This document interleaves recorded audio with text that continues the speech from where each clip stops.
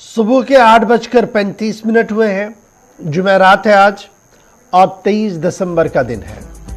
आप सबका खुशामदीद है। प्रोग्राम सलाम जेके में गुलिस्तान न्यूज का मॉर्निंग शो है और कोशिश हमारी रहती है कि इस मॉर्निंग शो में आपको हर पल एक नए अंदाज में नई खबर बताएं, खबर की तह तक ले चलें और बातों बातों में आपकी बात को भी हुकूमती ऐवानों तक पहुंचाया जाए। हस्बे वादा आपके सामने हाजिर खिदमत रहते हैं और आज भी 3 पड़ावों पर प्रोग्राम चलेगा।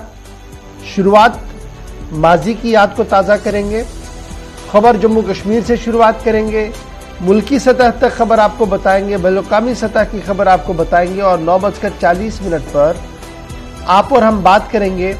फोन लाइन्स हमारी खुल जाएंगी, बराह रास्त बातचीत होगी ताकि आप अपने मामलात अपनी जुबान में हुकूमती इदारों तक पहुंचा सकें। तो हर दिन की तरह आज भी शुरुआत करते हैं जी आज के प्रोग्राम की माजी की याद से, और माजी की याद को लेकर हस्बे वादा हमारे साथ दिल्ली स्टूडियो में मौजूद है आसिफ रशीद। बहुत शुक्रिया आसिफ। खुशामदीद, सुबह खैर। प्रोग्राम आप देख रहे हैं सलाम जेके दिल्ली के स्टूडियो से। बराह रास्त आगाज करेंगे प्रोग्राम का हिस्ट्री ऑफ द डे से, और आज का दिन क्यों इंपॉर्टेंट है, क्यों इस पर बात करना जरूरी है। किसान दिवस के तौर पर भी आज के दिन को मनाया जा रहा है। और शुरुआत अब जरा करते हैं हिस्ट्री ऑफ द डे से।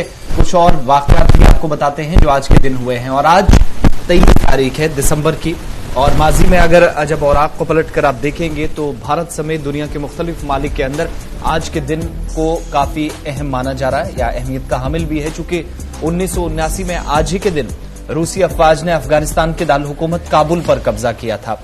साल था 1941 जब दूसरी जंग अजीम में अमरीकी अफवाज वॉक आइलैंड पर जापानियों के आगे पसपा हो गई थी। पहली बार हुआ था और उसके बाद जाकर जो सूरत हाल रही, एटम बम का इस्तेमाल हुआ, वो सारी चीजें आपके सामने हैं। 1956 में मिस्र की बंदरगाहों पर जहां पोर्ट सईद और पोर्ट फवाद से बरतानवी और फ्रांसीसी अफवाज का इनखला शुरू हुआ, यहां पर उन्हें काफी मज़ाहमत का सामना करना पड़ा। साल 1921 में आज ही के दिन विश्व भारती यूनिवर्सिटी का इफ्तिताह किया गया और भारत के अंदर ये सबसे बड़ी 10 यूनिवर्सिटियों में एक उस वक्त मानी जाती थी जो आज तक कायम है। 1922 में आज ही के दिन बीबीसी रेडियो की तरफ से रोजाना खबरों की नशरियात का आगाज किया गया और रेडियो पर चलने वाला कोई भी उर्दू का बुलेटिन, ये पहला बुलेटिन उस वक्त माना गया। साल 2008 में वर्ल्ड बैंक ने सॉफ्टवेयर कंपनी का स्टीम पर पाबंदी आयद लगाई थी आज ही के दिन, और 13 बरस उस पाबंदी को मुकम्मल हो चुके हैं। 23 दिसंबर 1926 को आर्य समाज के मुबल्लिग और स्कॉलर स्वामी शरहानंद का आज के दिन कत्ल किया गया। तकरीबन 100 साल इसको मुकम्मल हो जाएंगे 26 के करीब। और 1902 में आज ही के दिन चौधरी चरण सिंह हिंदुस्तान के 7वें वज़ीर आज़म जो बने, उनका आज जन्मदिन भी है, यौम पैदाइश है। और इस दिन को चौधरी चरण सिंह के यौम पैदाइश को मुल्क के अंदर किसान दिवस के तौर पर भी मनाया जाता है, जिन्होंने ग्रीन रेवोल्यूशन में भारत के अंदर एक कलीदी रोल अदा किया है, बल्कि किसानों के मामलात पर हमेशा वो पेश रहे। और उस वक्त जब ब्रिटिश पार्लियामेंट के अंदर भी किसानों को कोई ज्यादा तरजीहात में शामिल नहीं किया गया था। ये बात थी हिस्ट्री ऑफ द डे में। कुछ अहम वाकयात आप तक पहुंचाना इंतहाई जरूरी। अब बात खबरों की करते हैं और शुरुआत आज जम्मू कश्मीर से करते हैं, लेकिन ताल्लुक इस खबर का भी नई दिल्ली से। इशफाक, चलिए जनाब, खबरों की शुरुआत करते हैं और बात दिल्ली से करते हैं, क्योंकि माना जा रहा है कि जम्मू कश्मीर की मौजूदा सूरत हाल को लेकर नई दिल्ली के अंदर एक बार फिर इजलास तलब किया जा रहा है।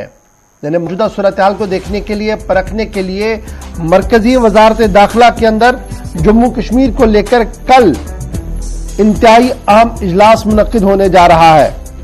और इस इजलास के अंदर जहां जम्मू कश्मीर पुलिस के चीफ, वहीं पर मरकजी वजारत दाखिला के अफसर, सेंट्रल आर्मड पुलिस फोर्स और इंटेलिजेंस के अफसर मौजूद रहेंगे। गुज़श्ता दिनों जिस तरीके की सूरत हाल जम्मू कश्मीर के अंदर बनी है, जिसमें टारगेट किलिंग्स हुई है, चाहे वो पुलिस की हुई हो या सिविलियन की हुई हो, ये on the top of the agenda रहेगा कि किस तरीके से इससे निपटा जाए। मरकजी वज़ीर union home secretary Ajay Kumar Bhalla ने इस आला सतही इजलास को तलब किया है और इस इजलास के अंदर जहां एक तरफ से ये सारे मामला डिस्कस किए जाएंगे, वहीं पर मरकजी वजारत दाखिला स्टेट इन्वेस्टिगेशन एजेंसी SIA जो नई एजेंसी जम्मू कश्मीर के अंदर मुतारफ कराई गई, बनाई गई है, उसके कामकाज का भी जायजा लेंगे और किस तरीके से उसे मजीद फाल, मुतहरिक और बेहतर बनाया जा सकता है, इस हवाले से भी गुफ्तगू जो है वो की जा सकती है।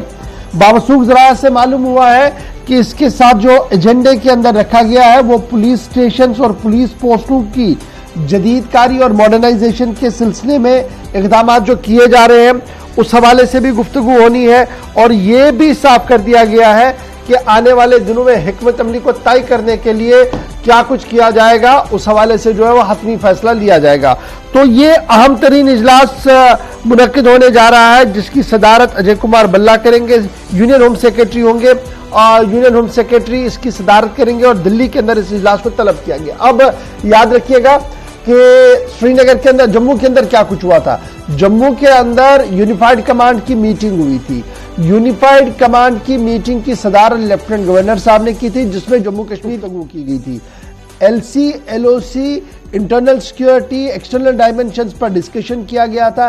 एंटी मिलिटेंट ऑपरेशंस को दरपेश मुश्किलें और रुकावटों को किस तरीके से दूर किया जाए, उस पर गुफ्तगू की गई थी। और उन सभी के बीच इंसानी हकूक की पासदारी को यकीनी बनाने के हवाले से भी बात लेफ्टिनेंट गवर्नर साहब ने कही थी। और वो सारी रिपोर्ट जब दिल्ली चली गई तो उसके बाद कल ही आपने देखा कि पैदर पे 2 हमले हुए और 30 मिनट के अंदर अंदर 2 हमलों के अंदर इंसानी जानों का जिया हुआ है। और अब मरकजी वजारत दाखिला के अंदर आला सतही इजलास को तलब किया गया है, जिसके अंदर जम्मू कश्मीर की मौजूदा सूरत हाल को डिस्कस किया जाएगा और वे आउट क्या कुछ होगा, किस तरीके से आगे बढ़ा जाएगा, इस हवाले से बातचीत जो वो की जाएगी। जी आसिफ, चलिए बढ़ते हैं आगे। वजारत दाखिला के इजलास पर दिन भर नजर रहेगी, जहां पर जम्मू कश्मीर पुलिस और सिविल इंतजामिया के अफसरान भी रहेंगे और ताजा तरीन सूरत हाल से आज वजारत दाखिला को आगाह किया जाएगा।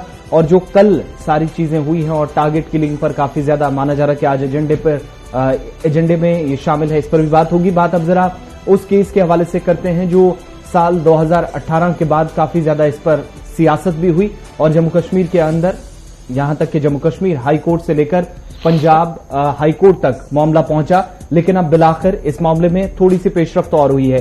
कठुआ अस्मत दरी और कत्ल केस में जिस साबिक SHO को मुजरिम पाया गया था, उसकी सजा मुअत्तल करके इसे जमानत पर रिहा करने के अहकामात सादिर कर दिए गए हैं। पंजाब हाई कोर्ट के जस्टिस तेजेंद्र सिंह डंडीसा और विनोद भारद्वाज पर मुश्तमिल जो डिवीजन बेंच है, उसने इस मामले पर एक बार फिर समाअत की है और सजा जहां पर मुअत्तल की गई थी, वहीं पर उन्हें जाती मुचलके पर जमानत दे दी गई है, वो बेल पर रिहा हुए हैं। और SHO जिन पर इल्जाम उस वक्त था 2018 में जो अस्मत दरी का केस कठुआ के अंदर हुआ था, और उस केस में उन पर इल्जाम यह था कि उन्हें इस पूरे केस के बाद तहकीकाती टीम ने यह पाया था कि उन्हें उनकी जानिब से शवाहिद मिटाने की कोशिश हुई थी, जिसके बाद उन्हें न सिर्फ मुअत्तल किया गया था बल्कि गिरफ्तार करके केस तकरीबन 3 बरसों से चल रहा है। और आज बिलाखिर उन्हें रिहाई जरूर मिली है, लेकिन जाती मुचलके पर वो भी खुसूसी बेंच की तरफ से उन्हें रिहा किया गया है। और अदालत ने भी बाद में मज़कूरा पुलिस ऑफिसर को गलत इत्तलात फराहम करने, जानबूझकर पर्दापोशी करने और मुजरिमाना साजिश का हिस्सा बनने की पादाश में 5 साल की कैद बामशक्कत की सजा सुनाई गई थी। और अब चूंकि यह मामला ऑनगोइंग था, चल रही थी बातचीत, और अब बाज़ाब्ता तौर पर उन्हें राहत मिली है जी हाई कोर्ट से, जहां पर उनकी अर्जी जो जमानत की थी वो मंजूर हुई है। तो कठुआ रेप केस के अंदर एक नया मोड़ जो है वो आया, और गुज़श्ते दिनों आपको याद होगा कि इस पर हमने 5 के पक्ष में भी थोड़ी सी बात की थी और आज उसका असर जो है वो आपको देखने को मिला। फिलहाल बढ़ते हैं जी आगे।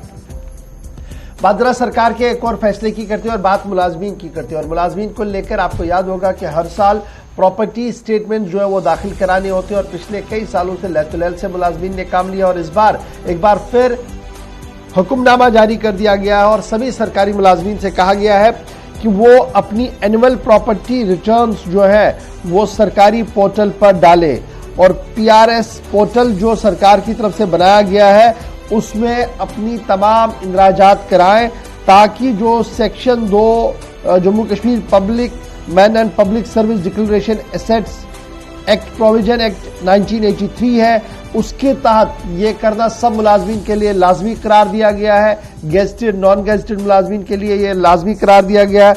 और अब ये साफ कर दिया गया है जीएडी की तरफ से कि जो मुलाजिम इसमें लैतुलैल से काम करेगा उसके खिलाफ ताज़ीबी कार्रवाई भी की जाएगी। 31 जनवरी तक डेट बढ़ा दी गई है 2022 तक, तब तक ये रिटर्न जमा कराने होंगे। और ये भी पूछा गया है इस नए फरमान के मुताबिक कि जिनके पास जो पहले गोशवारे जमा कराए गए थे उनके पास जो असासे मौजूद हैं, अगर किसी भी तरीके से उसमें इजाफा किया गया है और इजाफा करने की सोर्सेज क्या हैं, रिसोर्सेज क्या हैं, तो उस पर भी तफसीलात 31 जनवरी तक देनी होगी। दूसरा जो सर्कुलर जारी किया गया है उसमें कानून के तहत कार्रवाई उन लोगों के खिलाफ, उन सरकारी मुलाजमीन के खिलाफ होगी जो अब तक मौजूद असासों के मुतल्लिक पूरी रिपोर्ट फाइल करने में नाकाम होंगे। और दूसरी बात यह कि अगर किसी ने प्रॉपर्टी में कहीं इजाफा किया है तो वो सारी डिटेल अपने और अपने किसी अहले खाना के साथ किसी के नाम की भी कोई प्रॉपर्टी है तो वो सारी डिटेल्स इसमें मेंशन करनी होंगी। और तारीख 31 जनवरी आखिरी रखी गई है जब तक इनको यानी अगले साल 2022 तक जमा करानी होगी। दूसरी बड़ी बात आपको बताएं कि मुलाजमीन से ये भी कहा गया है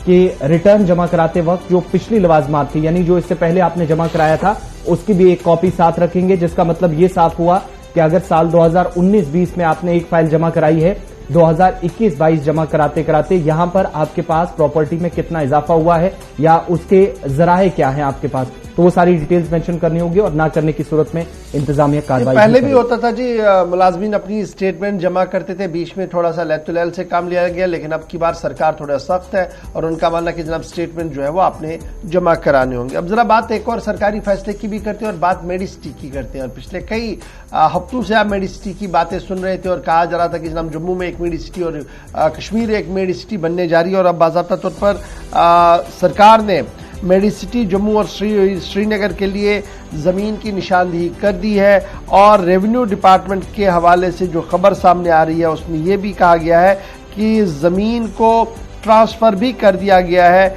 मेडिसिटी के लिए। सरकार की जानिब से एक और हुक्मनामा जारी किया गया है और वादी कश्मीर के अंदर 368 कनाल जबकि जम्मू के अंदर 100 कनाल अराजी मुंतकिल करने को मंजूरी सरकार की तरफ से दी गई है। और इंडस्ट्रियल स्टेट डिपार्टमेंट जो है इंडस्ट्रीज उसकी जानिब से जो हुक्मनामा जारी हुआ प्रिंसिपल सेक्रेटरी की तरफ से, उसमें यह कहा गया है कि मेडिसिटी के कयाम के लिए कश्मीर के अंदर संपूरा, पामपुर, पुलवामा, जनूबी कश्मीर के अंदर कश्मीर इंडस्ट्रीज एंड कॉमर्स महकमे की 368 कनाल 16 मरला अराजी की निशानदेही की गई है। और जम्मू के अंदर मीरान साहिब जम्मू में इंडस्ट्रीज महकमे की 100 कनाल अराजी तफवीज की गई है जहां मेडिसिटीज का कयाम अमल में लाया जाएगा। चलिए जी, मेडिसिटीज की बात हो रही है तो फटाफट से आपको जरा एक और खबर से भी बाखबर करते हैं, क्योंकि कोविड-19 और ओमिक्रॉन छोटी सी भी चूक अगर हुई तो मुसीबत दस्तक देती है। और अब यही हाल एक बार फिर देखने को मिला है जम्मू कश्मीर के अंदर। जम्मू कश्मीर के साथ साथ लद्दाख से भी इत्तला ये कि ओमिक्रॉन के पहले केस की तस्दीक वहां से हुई है। फिलहाल बड़ी खबर जो हम आपके सामने रख रहे हैं वो ललदेद अस्पताल यानी एक वाहिद अस्पताल जो जच्चा बच्चा अस्पताल वादी कश्मीर का है, वहां पर 24 हामिला ख्वातीन समेत डॉक्टर पॉजिटिव हुए हैं। हामिला ख्वातीन समेत 24 डॉक्टर पॉजिटिव, टोटल फिगर 24 का है। और रैंडम टेस्टिंग और सैंपलिंग के दौरान इस बात का खुलासा हुआ कि डॉक्टर भी पॉजिटिव है और हामिला ख्वातीन भी पॉजिटिव है। और उसके साथ साथ जहां अस्पताल की सूरत हाल है वहीं पर इंतजामिया ने गवर्नमेंट डिग्री कॉलेज सोपोर को 2 दिन के लिए बंद करने के अहकाम भी जारी कर दिए हैं, क्योंकि वहां पर भी कोविड-19 के केस सामने आए थे, फैकल्टी मेंबर्स दिखे थे, जिसके बाद ये हंगामी तौर पर फैसला लेना पड़ा है। और इधर जब हम कश्मीर की बात करते हैं तो 97 नए केस कोविड के सामने आए हैं। और साथ साथ ये भी साफ कर दिया गया है कि पिछले 24 घंटों के दौरान कोरोना की वजह से वादी कश्मीर के अंदर किसी की मौत नहीं हुई है।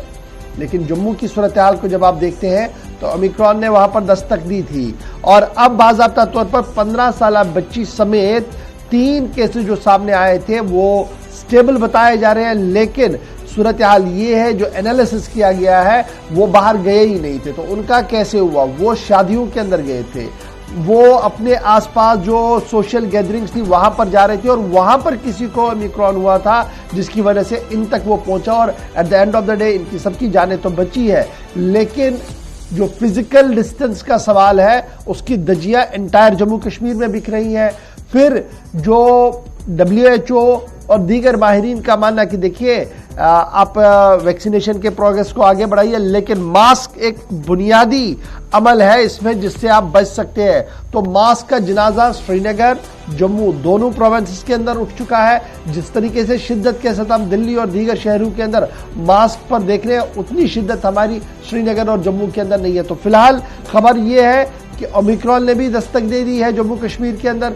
कोविड ऑलरेडी हमारे पास है और साथ साथ लद्दाख से बुरी खबर यह कि वहां पर भी ओमिक्रॉन ने दस्तक दे दी है और एक पेशेंट फिलहाल ओमिक्रॉन पॉजिटिव पाया गया है। सूबाई इंतजामिया ने एक बार फिर यह साफ कर दिया है कि श्रीनगर के अंदर, पहले ये बड़ी इंपॉर्टेंट बात समझिएगा क्योंकि कल रात से सोशल मीडिया पर काफी बज़ हो रहा था और हमसे भी ये पूछा जा रहा था क्या श्रीनगर में भी 4 केस ओमिक्रॉन के आए हैं। तो हमारे पास जो तस्दीक शुदा खबर है कि अभी तक श्रीनगर से इंतजामिया ने किसी के केस की पॉजिटिव होने की खबर नहीं रखी है। ओमिक्रॉन पॉजिटिव की किसी की तौर पर खबर नहीं है और सिर्फ ये कहा गया कि कोविड पॉजिटिव, जिसमें शिद्दत थोड़ी सी जरूर कम हुई है, लेकिन कोविड पॉजिटिव केसेस जो है वो सामने लगातार आ रहे हैं। इसमें तशवीशनाक सूरत हाल तब बन रही है जब एक तो वायलेशंस काफी ज्यादा हो रही हैं इंतजामी लेवल पर भी और अवाम की जानिब से भी, और दूसरी बात यह कि जो पिछले 3 केसेस जो परसों रिपोर्ट हुए थे जिसकी कल भी इंतजामिया ने तस्दीक की, एक 10वीं क्लास की एक तलबा है और इसके अलावा उस तालिबा के पॉजिटिव आने के साथ साथ एक और शहरी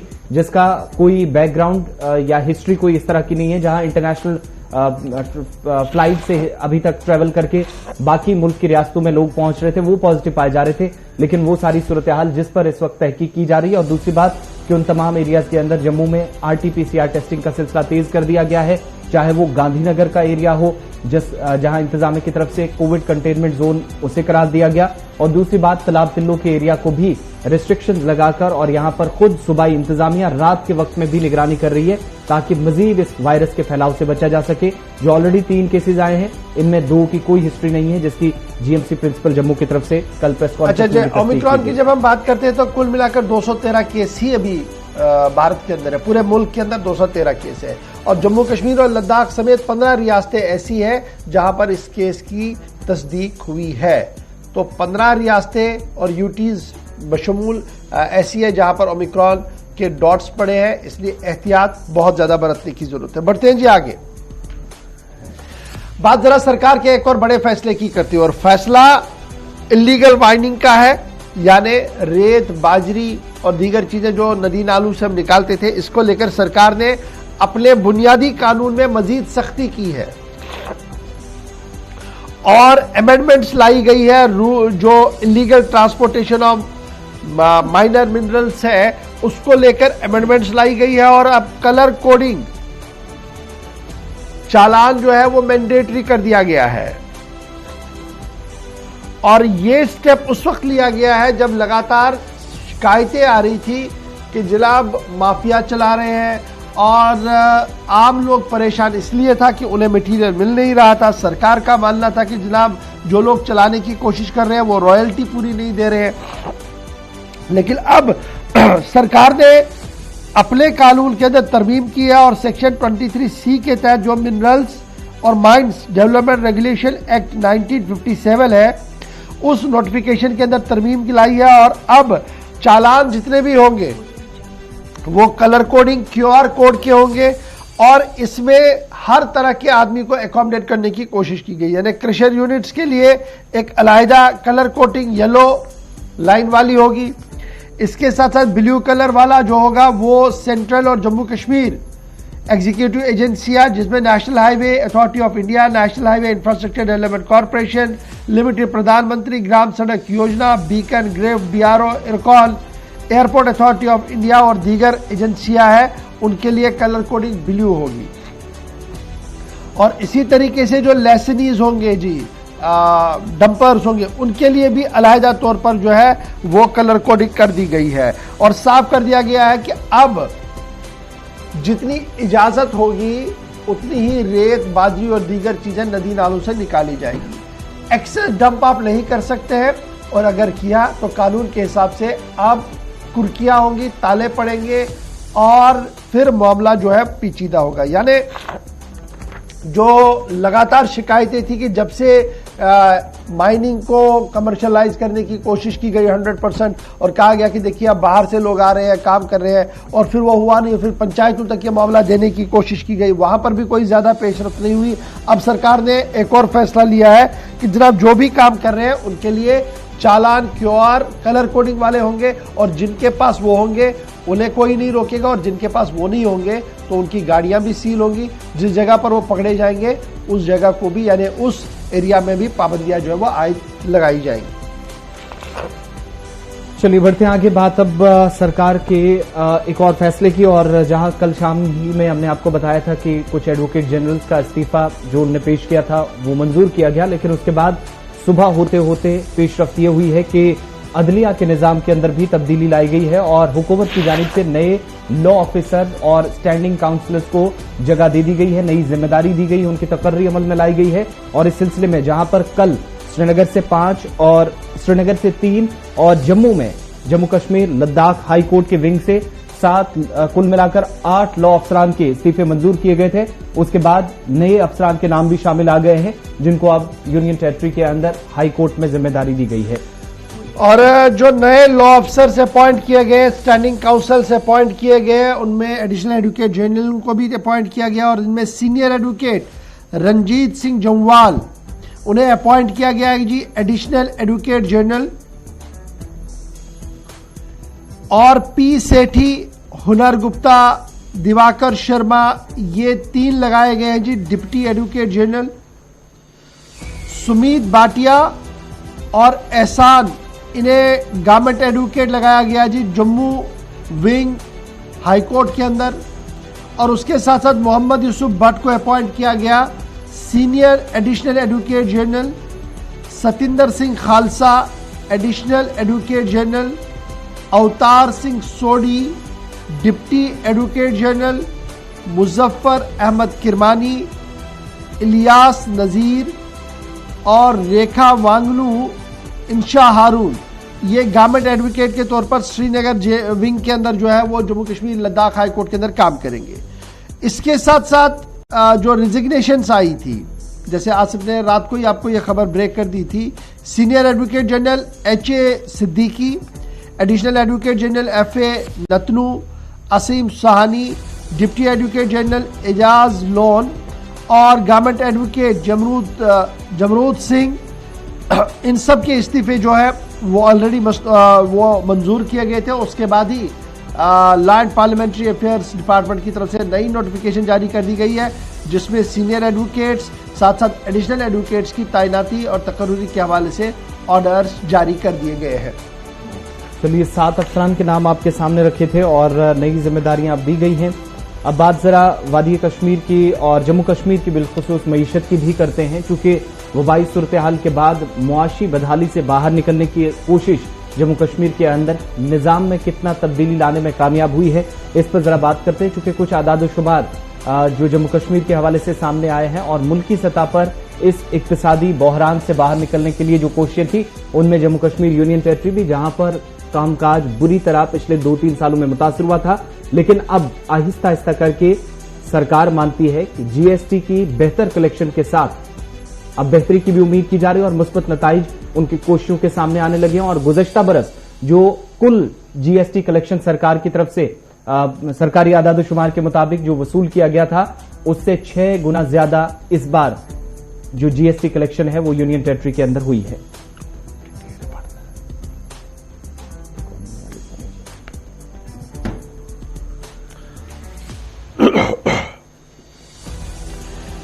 GST कलेक्शन को लेकर सरकारी आदाद शुमार सामने आ रहे हैं और माह नवंबर के अंदर 383 करोड़ 383 करोड़ रुपया GST वसूल किया गया है। और जब यही आप लास्ट ईयर देखेंगे तो उसके मुकाबले में 6% ज्यादा है। अगरचे मई जून के अंदर इस साल में थोड़ा सा डिक्लाइन हुआ था क्योंकि सेकेंड वेव कोविड की थी, लेकिन उसके बाद GST कलेक्शन जो कश्मीर के अंदर है वो कदरे बेहतर मानी जा रही है और बेहतरी के साथ इसे आगे लिया जा रहा है। हिलाल हांजुरी हमारे साथ श्रीनगर से ज्वाइन कर चुके हैं। हिलाल, बहुत शुक्रिया जी ज्वाइन करने के लिए। ताजरों की बात, तिजारत पेशा लोगों की बात और जीएसटी की बात, यह लाज़िम मलजूम है। और जब हम जम्मू कश्मीर के जाविये से देख रहे हैं और जो एदाद शुमार सामने आ रहे हैं वो ये बता रहे हैं कि जीएसटी कलेक्शन इंप्रूव हो रही है और हर माह गुजरने के साथ साथ इस जीएसटी कलेक्शन में बेहतरी हो रही है। और लास्ट ईयर के मुकाबले में नवंबर के आंकड़े जो थे उसके मुकाबले में माना जा रहा है कि 6% ज्यादा जीएसटी जमा हुआ है। देखिए, और जो जीएसटी कलेक्शन है ये बिल्कुल डिपेंडेंट है कि जो कारोबारी एक्टिविटीज है वो कैसी चलेंगी। पिछले कुछ 1-2 सालों में हम देख रहे हैं कि चाहे बाद साल 2019 का 5 अगस्त का फैसला हो, जब से हालात खराब हुए और उसके बाद दुकानें बंद रही और कारोबारी सरगर्मियां मुतासिर रही, और उसके साथ ही जो कोविड-19 की पहली और दूसरी लहर आ गई, तो जिसके नतीजे में बाजार बिल्कुल बंद रहे और जो एक्टिविटीज है बाजारों के अंदर वो बिल्कुल कम हो गई।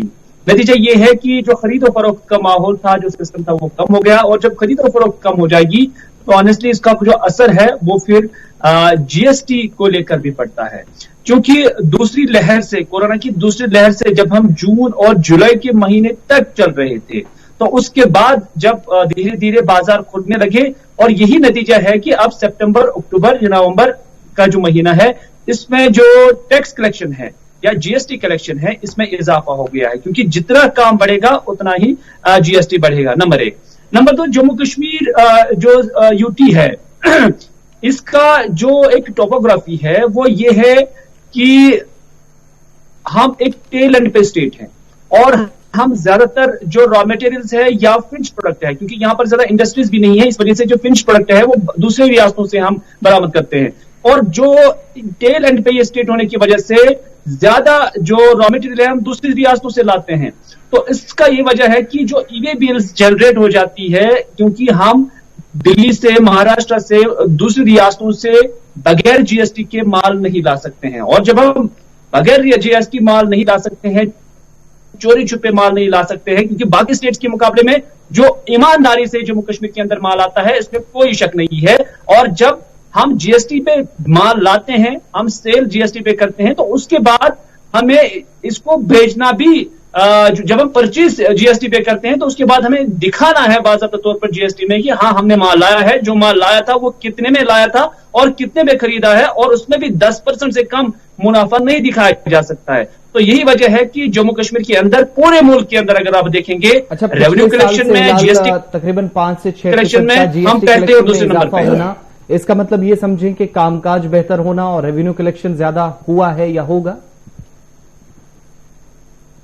बिल्कुल। जो जीएसटी कलेक्शन है इसमें 2 चीजें हैं। एक ये कि जो आपके कारोबारी है वो कितनी ईमानदारी से टैक्स पेयर हैं, वो कितनी ईमानदारी से टैक्स करते हैं, एक तो इसका ये नुक्ता है। दूसरा ये कि अगर कारोबार चलता है, अगर कारोबारी सरगर्मियां चलती हैं, तो डेफिनेटली ऑब्वियसली उसका असर जीएसटी पर भी पड़ता है, क्योंकि जितनी कारोबारी सरगर्मियां बढ़ेगी, जितनी खरीदो फरोख्त बढ़ेगी, उतना जो टैक्स कलेक्शन भी हो सकता है, उतने लोग टैक्स भी भर सकते हैं। यही 2 नुकते हैं कि जम्मू कश्मीर स्टेट जो है बाकी स्टेटों के मुकाबले में जब हम देखते हैं तो टैक्स पेइंग के मामले में हम देख रहे हैं कि यहां ईमानदारी से काम होता है। और दूसरा, जो दूसरी लहर के बाद हम अब इस माहौल में आ गए कि जब कोविड का ग्राफ कम हो गया है दूसरी लहर के मुकाबले में और बाजार खुलने लगे, यही एक नतीजा है कि यहां टैक्स कलेक्शन जो है वो बढ़ गई है। बहुत शुक्रिया जी हिलाल हमारे साथ ज्वाइन करने के लिए। और टैक्स की जब बात हो रही है तो अक्टूबर के एदाद शुमार क्या कह रहे हैं? कह रहे हैं कि जनाब अक्टूबर रिकॉर्ड किया गया है 72% ग्रोथ इन जीएसटी, यानी 70% से ज्यादा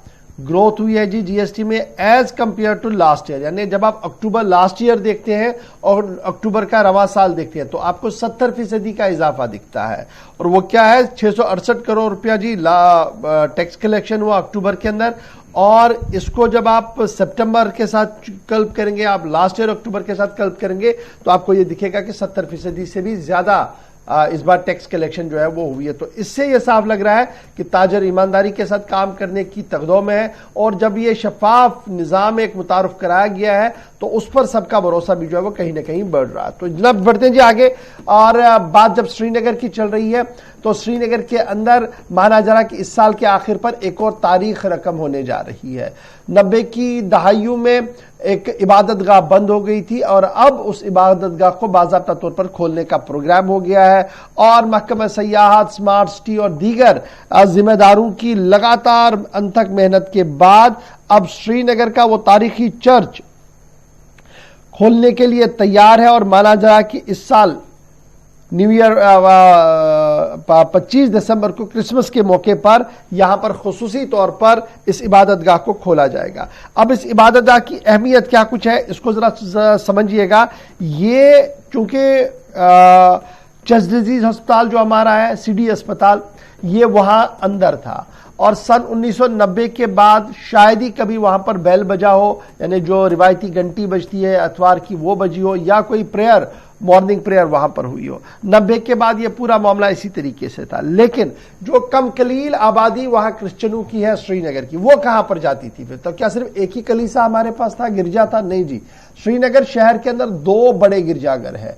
एक मौलाना आजाद रोड पर है, कैथोलिक चर्च जिसे हम कह रहे हैं, वहां पर आप देख सकते हैं रौनक बराबर लगी रहती है। और एक चर्च जो है वो गेस्ट हाउस के सनवार के अंदर है, इंतहाई हसास सिक्योरिटी जुमरे में है। वहां पर भी रिवायती तौर पर हर दिन जो है वो पास्टर और पादरी जो है वो अपनी फराइज अंजाम दे। लेकिन इसको सन 1990 के बाद छोड़ दिया गया था। लेकिन स्मार्ट सिटी डेवलपमेंट प्रोजेक्ट, महकमा सयाहत और मकामी आबादी के इसरार पर अब इसको दोबारा से तैयार किया गया है। और माना जा रहा है कि 25 तारीख को बाज़ाब्ता तौर पर यह तारीखी 125 साल पुराना कलीसा जो है वो खोल दिया गया है। और यहां पर बाज़ाब्ता तौर पर अब क्रिश्चियन आबादी जो बहुत ही महदूद और कम श्रीनगर के अंदर है, कश्मीर प्रोविंस के अंदर है, उनके लिए खूबसूरत चर्च जो है वो दोबारा खोल दिया गया है। और इस पे ज़र कसीर जो है वो हुकूमत की तरफ से भी सर्व किया गया। सीधे श्रीनगर चलेंगे, हमारे साथ सईद इरफान फाजिल भी है। सईद, बहुत शुक्रिया जी ज्वाइन करने के लिए। 120 साल तारीख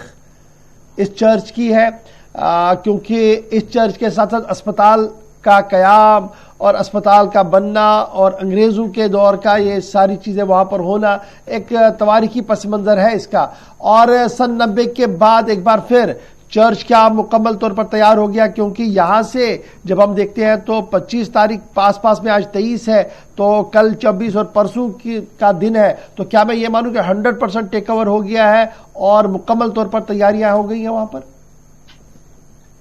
बहुत बहुत शुक्रिया गौर साहब। अगर मैं बात करूं उस चर्च को लेकर, जिस तरीके से आपने भी बताया कि 120 साल पुराना चर्च है जो 1990 में बंद हो गया था, उसके बाद जो है वहां पर कोई सरगर्मियां नहीं थी, वहां पर कोई प्रेयर्स नहीं हो रही थी, कोई मूवमेंट नहीं हो रही थी। जबकि अब इसे department of Jammu and Kashmir जो टूरिज्म है, स्मार्ट सिटी प्रोजेक्ट के अंडर टेक ओवर किया है। और जिस तरीके से हम भी वहां पिछली बारी गए थे, हमने देखा वहां पर रेनोवेशन का काम जो है स्टार्ट किया गया है। और कुछ लोगों से हमने वहां पर बात भी की गई थी कि इसकी जो कंडीशन थी वो कैसे, उनका मानना था कि कई सारे बड़े बड़े पेड़ जो है वहां जमा हो गए थे और कुछ जंगल जैसा बन गया था माहौल, ये चर्च दिखाई नहीं दे रहा था। मगर बाद में उसकी बाज़ाब्ता तौर पर कटाई हुई है, बाज़ाब्ता तौर पर उन पेड़ों को वहां से हटाया गया है, उस जंगल को वहां साफ किया गया है और अब रेनोवेशन का काम जो है जोरों शोरों से है। और इस बीच ये भी खबर थी कि वेडनेसडे को ही प्रेयर्स वहां पर स्टार्ट हो गई है और थर्सडे ऑनवर्ड्स अगर देखा जाए तो अब इसमें कंटिन्यूअस जो प्रोसेस है, जिस तरीके से लोगों का वहां आना जाना रहता है, खासतौर पर जो मिशनरी कम्युनिटी के होते हैं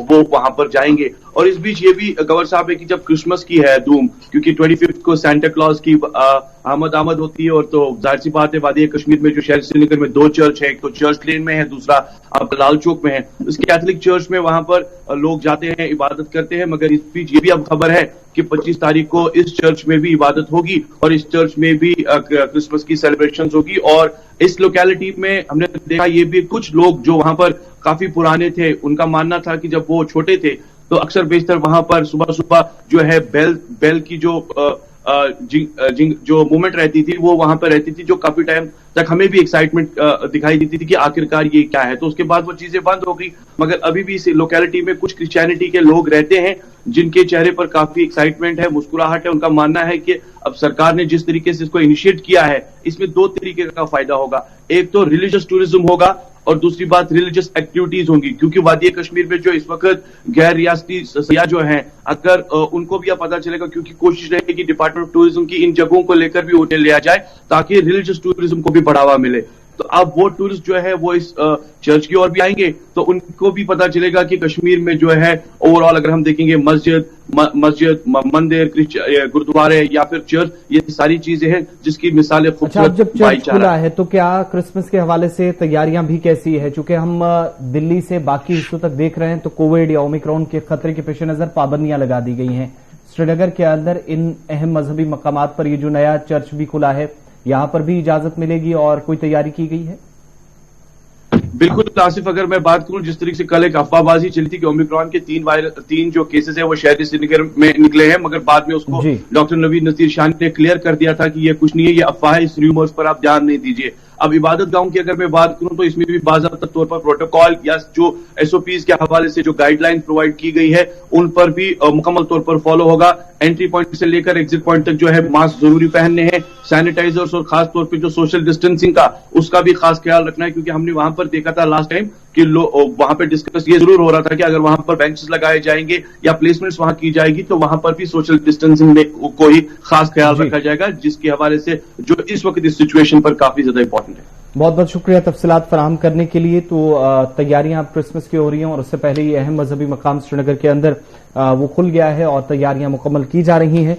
वक्त यहां पर छोटे से ब्रेक का है, ब्रेक के उस पार वापस आएंगे तो आपको बताएंगे कि मुल्की सतह पर भी जब कोविड-19 के बाद अब नए वेरिएंट का खतरा है तो मुसलसल सरकार की भी कोशिश है कि तमाम तर जो मुमकिन इकदाम है वो उठाए जा सके। इस हवाले से आज एक अहम इजलास दिल्ली के अंदर होने जा रहा है और साथ ही जम्मू कश्मीर की जहां तक बात हो रही है तो मजीद कुछ खबरें आपके सामने रखेंगे जिनमें भारत पाकिस्तान के हवाले से भी बात होगी और बात करेंगे साबिक वज़ीर आला की जो मुसलसल सरगर्म नजर आ रहे हैं दिल्ली से कश्मीर तक। हमारे साथ रहिएगा, वक्त यहां पर छोटे से ब्रेक का है।